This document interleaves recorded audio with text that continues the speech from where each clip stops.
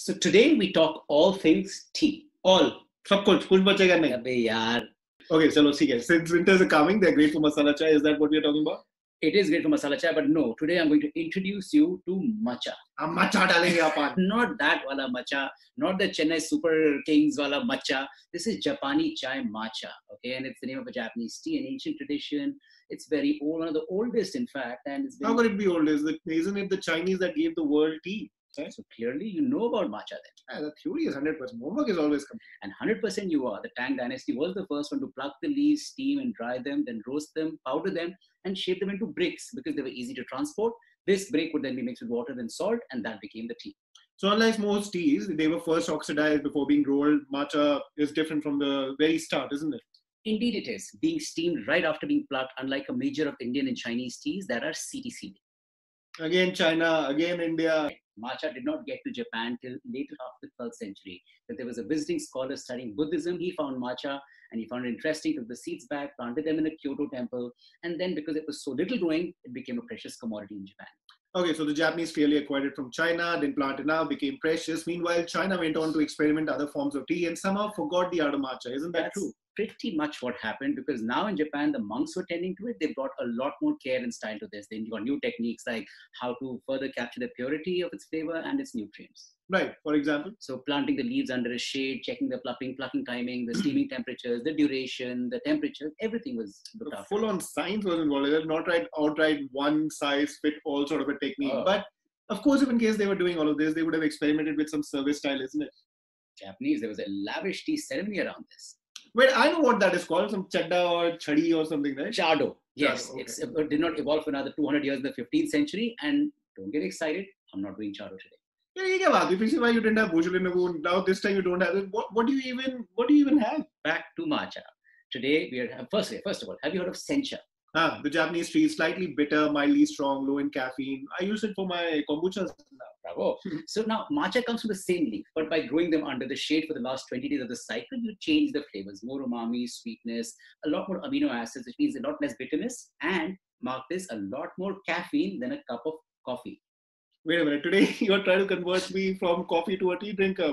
I mean, what first kombucha, now matcha, next what, chai ki dukaan khulwaoge, prime minister banaoge? Just telling you that in spite of the extra caffeine, it has also other enzymes that make it much easier and soothing, so you can have a cup and go to sleep. So sencha by day, matcha by evening. Not at all. Only Hario V60, medium dark roast, single origin, Bhartiya coffee by the day for me. And that said, how is it drunk? Isn't it that matcha latte became a very important, quite a popular trend? But I think Japanese who are absolute purists are so finicky about their sakes and whiskeys and food.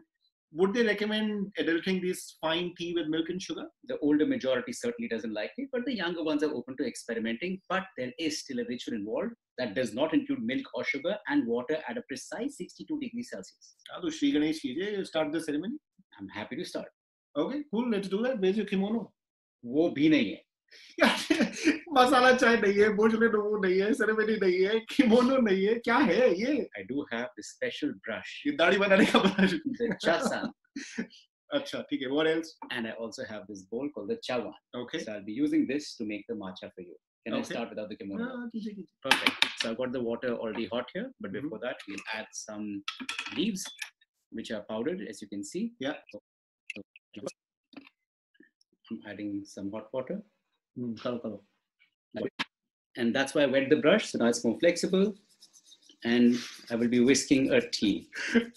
We're whisking a tea, we're making an omelette. This is a chasan and a chawan, and that's how matcha is made. And this brush is very important. It's a tradition in Japan sometimes that it passes from one generation to the next, from father to son, mother to daughter, whichever way, but it's how it's done. I'm really looking forward to tasting this now. No sugar, no milk, and 40 seconds of whisking is the minimum till you make it nice and frothy.